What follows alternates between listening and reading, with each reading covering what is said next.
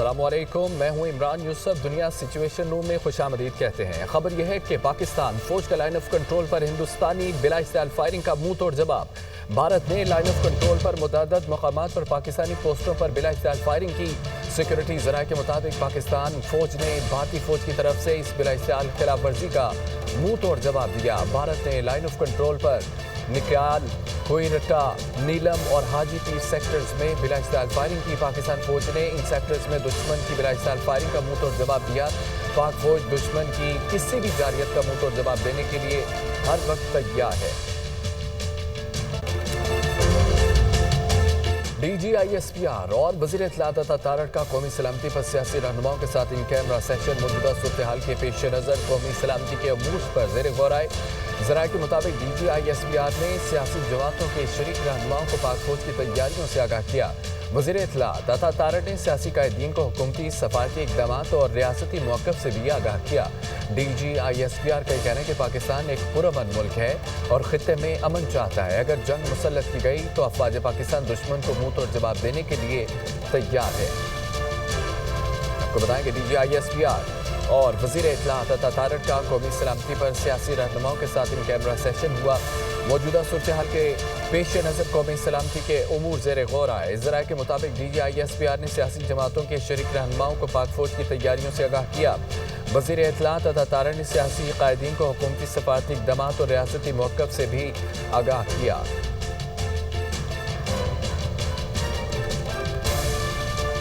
ان camera اجلاس میں پہلگام واقعہ اور بھارتی جارحیت کے خلاف قومی اسمبلی میں قرارداد لانے کا فیصلہ کیا گیا۔ متفقہ قرارداد آج شام ہونے والی قومی اسمبلی کے اجلاس میں لائی جائے گی۔ بھارتی جارحیت اور ریاستی سرحد پر دہشت گردی پر بھی کھل کر بات کی جائے گی۔ سنتاس معاہدے کی خلاف ورزی پر حکومت اپنے حکمت عملی سے بھی آگاہ کرے گی۔ اجلاس میں موقف پر ارکان اس اہم ترین ایشو پر اظہار خیال کریں گے۔ حکومت کی طرف سے قومی بیانیہ اور پالیسی میں واضح کی جائے گی۔ ان کیمرہ اجلاس میں پہلگام واقعہ اور بھارتی جارحیت کے خلاف قومی اسمبلی میں قرارداد لانے کا فیصلہ۔ حکومت پی ٹی آئی کی شرکت سے مشروط کرنا کوتاہ اندیشی ہے۔ یہ حب الوطنی کو مشروط کرنے کے مترادف ہے۔ وزیر دفاع خواجہ آصف نے ٹویٹ میں یہ کہا ہے کہ پلوامہ کے وقت ہماری قیادت بانی پی ٹی آئی کی فرمائش پر قید تھی۔ جیلوں سے باہر قیادت بانی پی ٹی آئی کی بلائی بریفنگ میں شرکت کی تھی۔ ہم نے قومی اتحاد میں رکھنا نہیں ڈالا۔ وطن اور اس کی سلامتی شخصیات اور لیڈرشپ سے کہیں زیادہ اہم ہے۔ بڑے محترم لیڈر آئے، دنیا سے رخصت ہوئے، اپنی یاد چھوڑ جاتے ہیں، قومیں زندہ رہتی ہیں۔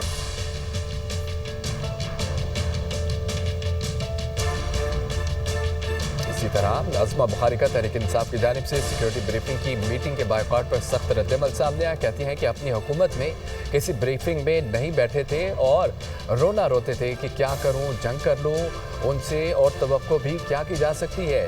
اپنے ٹائیگر ابھی بھی ملک اور اداروں کے خلاف جنگ برپا کیے ہوئے ہیں۔ یہ یہی کر سکتے ہیں اور ہر وقت ملک کا بائیکاٹ۔ یہ کبھی پاکستانی بن کر نہیں سوچ سکتے۔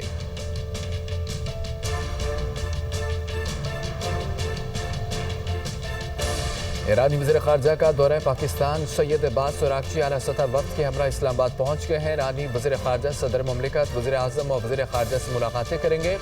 ذرائع کے مطابق بھارت کشیدگی اور خطے کی صورتحال پر بات چیت ہوگی۔ ایرانی وزیر خارجہ کا دورہ پاکستان۔ سید عباس عراقچی اعلیٰ سطح وفد کے ہمراہ اسلام آباد پہنچ گئے ہیں۔ ایرانی وزیر خارجہ صدر مملکت، وزیر اعظم اور وزیر خارجہ سے ملاقاتیں کریں گے۔ ذرائع کے مطابق پاک بھارت کشیدگی اور خطے کی صورتحال پر بات چیت ہوگی۔ آپ کو بتاتے چلیں کہ ایرانی وزیر خارجہ کا دورہ پاکستان سید عباس عراقچی اعلیٰ سطح وفد کے ہمراہ اسلام آباد پہنچ گئے۔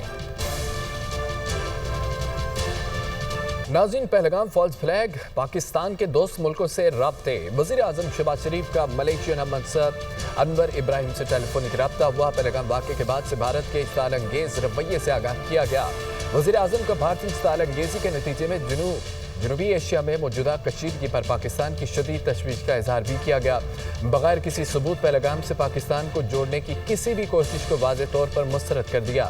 واقعے کے پس پردہ حقائق کا پتہ لگانے کے لیے بین الاقوامی شفاف اور غیر جانبدارانہ تحقیقات کے لیے پاکستان کی پیشکش کو دہرایا۔ پاکستان نے ہمیشہ دہشت گردی کی تمام شکلوں اور مظاہر میں مذمت کی ہے۔ بھارتی اقدامات پاکستان کی مغربی سرحد پر انسداد دہشت گردی کی کوششوں سے توجہ ہٹا رہے ہیں۔ پاکستان اس طرح کے تنازع میں الجھنا نہیں چاہتا، خاص طور پر ایسے وقت میں جب ملک اقتصادی استحکام کی راہ پر گامزن ہے۔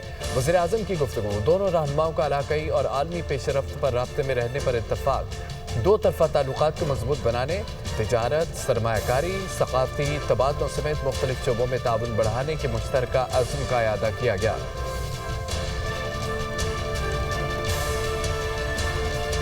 وزیر خارجہ اسحاق ڈار کا روسی ہم منصب سے ٹیلی فونک رابطہ خطے کی صورتحال سے آگاہ کیا۔ اسحاق ڈار نے پاکستان کے خلاف بھارت کے بے بنیاد الزامات سے آگاہ کیا۔ ترجمان دفتر خارجہ کے مطابق اسحاق ڈار نے سنتاس معاہدے کو التوا میں رکھنے کے بھارت کے غیر قانونی اقدام کی مذمت کی اور علاقائی امن کے لیے پاکستان کے عزم کا اعادہ بھی کیا گیا۔ اسحاق ڈار نے پہلگام واقعے کی شفاف اور آزادانہ تحقیقات کے لیے پاکستان کی پیشکش سے بھی آگاہ کیا۔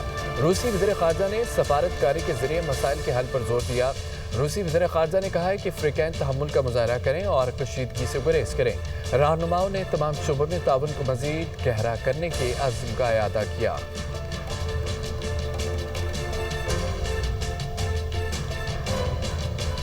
وزیر اعظم آزاد کشمیر چودھری انوار الحق نے بھارت کو وارننگ دے دی۔ کہتے ہیں کہ اگر انڈیا نے جارحیت کی تو جواب مودی کی عقل و فہم سے زیادہ ہوگا۔ شروع مودی کرے گا، ختم ہم کریں گے۔ پروگرام ٹونائٹ وتھ سمر عباس میں گفتگو کرتے ہوئے وزیر اعظم آزاد کشمیر کا یہ کہنا تھا کہ مودی نے تقسیم کی ہوئی پاکستانی قوم کو اکٹھا کر دیا۔ مودی کو سمجھنا چاہیے ہماری یوتھ جنگ سے گھبرائی نہیں ہے بلکہ انجوائے کر رہی ہے۔ جو سول پاپولیشن ہے وہ ہماری ولیج ڈیفنس کمیٹیز وہ پوری طرح الحمدللہ فعال ہیں۔ جارحیت میں پہل کی صورت میں جو جواب ہے وہ مودی کی عقل اور فہم سے بھی زیادہ خوفناک اور طاقتور ہوگا۔ پاکستانی اور کشمیری قوم اگر آپ سوشل میڈیا کو دیکھتے ہوں تو اس وقت جو ہے نا پانے کی بجائے جو قوم ہے سچویشن کو انجوائے کر رہی ہے۔ کیبنٹ کی اسپیشل کمیٹی جو ہے وہ فار ایمرجنسی رسپانس قائم کر دی گئی ہے۔ ایمرجنسی رسپانس فنڈ جو ہے وہ 1 ارب کی لاگت سے قائم کر دیا گیا ہے۔ یہ جو صورتحال ہے یہ شاید اس کو پیدا تو مودی نے کیا ہے لیکن کسی بھی جارحیت کی صورت میں اس کا خاتمہ جو ہے پھر وہ ہماری چوائس پر ہوگا، اور انشاءاللہ میں آپ کو یہ یقین دلاتا ہوں کہ آئندہ جو ہیں بھارت کے سارے پڑوسی وہ بھارت کے شر سے مستقل طور پر محفوظ ہو جائیں گے۔ OIC نے جنوبی ایشیا میں بگڑتی ہوئی سیکیورٹی صورتحال پر گہری تشویش کا اظہار کیا۔ تنظیم نے اپنے بیان میں پاکستان اور بھارت کو موجودہ صورتحال میں تحمل سے کام لینے اور فوری طور پر بات چیت بحال کرنے پر زور دیا ہے۔ رپورٹ دیکھیں۔ OIC کا پاک بھارت کشیدگی پر گہری تشویش کا اظہار، خطے کے امن و سلامتی کی بحالی کے لیے فوری اقدامات کی اپیل۔ OIC کے جنرل سیکریٹریٹ نے اپنے بیان میں کہا ہے کہ دونوں ممالک تحمل اور برداشت کا مظاہرہ کریں اور اختلافات کو پرامن انداز سے حل کرنے کے لیے بات چیت کا سلسلہ بحال کریں۔ تنظیم نے واضح کیا تنازعات کا حل بین الاقوامی قوانین اور اقوام متحدہ کے چارٹر کے مطابق ہونا چاہیے تاکہ جنوبی ایشیا میں امن، سلامتی اور استحکام کو یقینی بنایا جا سکے۔